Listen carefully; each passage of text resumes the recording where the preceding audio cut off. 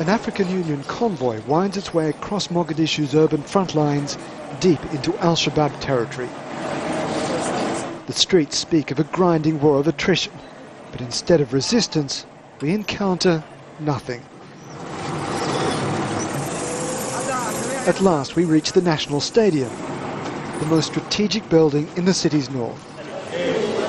It's a fortress in its own right. From here you can control most of the roads into the city, and yet the Islamist rebels who once seemed poised to push the government into the sea have vanished.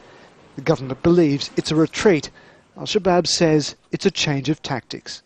It's quite incredible to think that last night this was al-Shabab's main headquarters, but it is much too early to declare this a victory, because it's one thing to hold a front line, it's quite another to hold an entire city. African Union troops, alongside their Somali government counterparts, are now preparing for what could become a messy guerrilla war.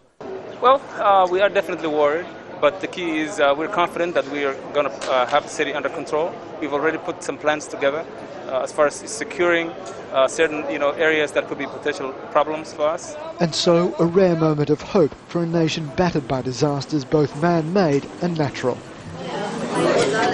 On the other side of the city, sick and wounded civilians made their way into an outpatients clinic run by the African Union.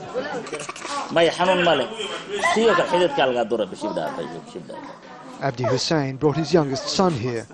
Both are ill, desperate for treatment in one of the city's few functioning medical facilities. These problems are the result of what's happened for the past 20 years, he says. We're all sick here. It's not the AU's fault, but the medicine they give us just isn't enough. And that seems to be a powerful metaphor for all of Somalia's problems.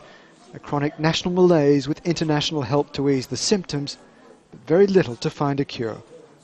Peter Greste, Al Jazeera, Mogadishu.